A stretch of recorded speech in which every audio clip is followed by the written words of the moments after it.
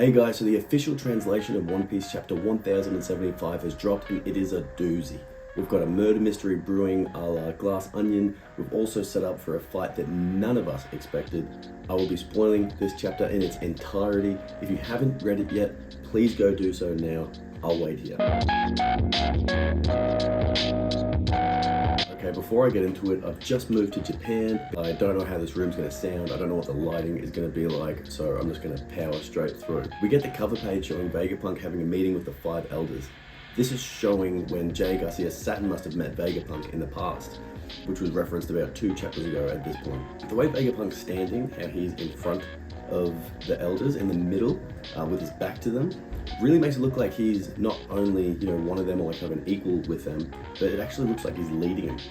With what we've seen of Imu's apparent long head as well, it would be absolutely crazy if Vegapunk had more of a connection than we currently think he does. We begin the chapter watching the massive explosion. There's of course the ambush of Pythagoras that we saw in 1074. Shaka's trying to find out what's going on as he watches the cam snails, but to his surprise they're slowly being taken out one by one, almost as if someone knows exactly where they are. We see a shadow of a person taking out the snails and it looks so much like Caribou. It's not funny, it's gotta be Caribou. The last time we saw him, I think Zoro was telling him to bugger off. Caribou was saying, oh, you can't leave me here, it's a government island, blah, blah, blah. The silhouette, which I'll put here, looks exactly like Caribou. Turn the page, we get a really fun character moment for Nami. She's been filling up a backpack to the brim with gems that are, there's some type of, they're inside some type of gem, like spawning machine. They're man-made, they're used for industrial purposes, but obviously that's not going to stop our cat burglar, Nami. They're so heavy that she'll leave them somewhere to pick up on the way back. But this is obviously another setup, a Chekhov's gun that will affect something later on in the story. It probably won't even be Nami. After our Nami moment, there's a page where Chopper, Robin and Atlas are searching for Stella and they discover that Vegapunk has been manufacturing organs. Robin exclaims that this is indispensable tech for the future of medicine, and Chopper is obviously stoked. However, Atlas doesn't comment. Are these for the Pacifista, the Seraphim? Are they for hospitals and the medical community? We don't know, but it's a good world-building bit of knowledge for Egghead and Vegapunk in general. We see the other groups searching for Stella. Lilith has a gun that shoots bubbles that can deflect anything. This is probably connected to the bubble shield that the Mark III Pacifista was using last chapter. When it's explained this way, it also sounds a lot like it's Kuma's devil fruit, his paw fruit that can reflect anything. We know that Paramecia fruits have been cloned, like Jinbei's Seraphim with the swim fruit. So this could be a version of Kuma's paw fruit. We get some action with Usopp and Frankie's group, who come across the body of Pythagoras and the head of Pythagoras, which actually looks quite cute. He looks awesome. I love how he's kind of escape-potted from his body, kind of like something from Star Wars or even like old school Halo. As York starts cooing and coochie-cooing over a little cutie, we discover that it's actually a snake that attacked Pythagoras and caused a massive explosion. She wastes no time in doing a big mellow on York and then kicking her to the side before blasting the group with a laser beam. I genuinely laughed out loud here as everyone uses their gravity boost to land like cats as they blasted off the walkway, but Usopp just full on nose plants into the ground like some kind of like Wile E. Coyote Warner Brothers cartoon. Frankie says something very important, which is, can we hit back? And this is letting us know as the audience that the Straw Hats, when they're attacking these Seraphim, they're not even attacking them, they're just defending. They're going, can we even hit him? If I destroy him, I'm going to get in trouble. We're supposed to be friends with Vegapunk, so I don't really want to destroy and mess up your big, expensive creations. It's telling us the Straw Hats are not going all out against these Seraphim.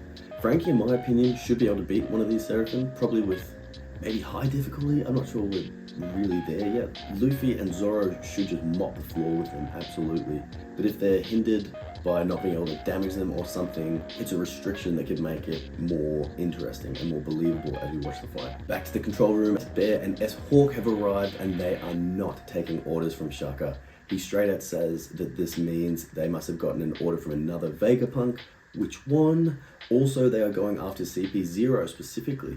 So does this mean that they have a specific order to attack CP0? Maybe it is to take out all the people on Egghead, kind of like a buster call, just to destroy everything. Luffy and Zoro protect Lucci and Kaku from an S-Bear blast. as having them destroyed whilst in sea stone handcuffs definitely would leave a bad taste in the mouth. I actually like this. It shows like a kind of budding respect between them. Even if they're not friends, they're never going to be friends, but at least they can kind of respect each other, not to let a fellow warrior go out like that. Shaka then comes to the conclusion with the downed defensive barrier, the Seraphim not taking orders, the downed radio, the cameras, that someone is trying to kill everyone. We know that CP0 had orders too, to actually kill all of them, but now they're under attack as well, so the plot thickens. What changed? What has happened since the start of Egghead, where at first CP0 was going to carry out the assassination, now they're a part of just a massive scorched earth elimination. The chapter ends with Lucci and Kaku asking Zoro and Luffy to let them out of their cuffs, and Zoro and Luffy pull that face we all loved from Wano, seeing all the Straw Hats pull up when they realized Luffy had been one shot and locked up. Now, I wouldn't trust Lucci for a second, maybe Kaku, but narratively speaking, I feel like this actually could work. Lucci's quite emotionless, and given data, like just straight data, like we are now the targets of the government, we've been betrayed before by the government, I can actually buy that he would switch sides in this situation. Kaku said, let's hit pause on our battle again, not end it entirely. So who knows, it could just really quickly switch back. So here's to another setup chapter as Egghead is getting to the nitty gritty. We have some fights about to start. We patiently await the arrival of Kizaru and Jay Garcia Satin, who will likely encounter 50 Mark III Pacifista immediately at their arrival. Imagine Kizaru shooting his light orbs down at the Pacifista and they just all go whoop and bounce it straight back at him with the bubble shields. This chapter was really fun with some amazing artwork in it as well. I really liked it. Let me know in the comments below who you believe is the murderous traitor of the Vegapunks. I love whodunit mysteries, and I'll see you next week.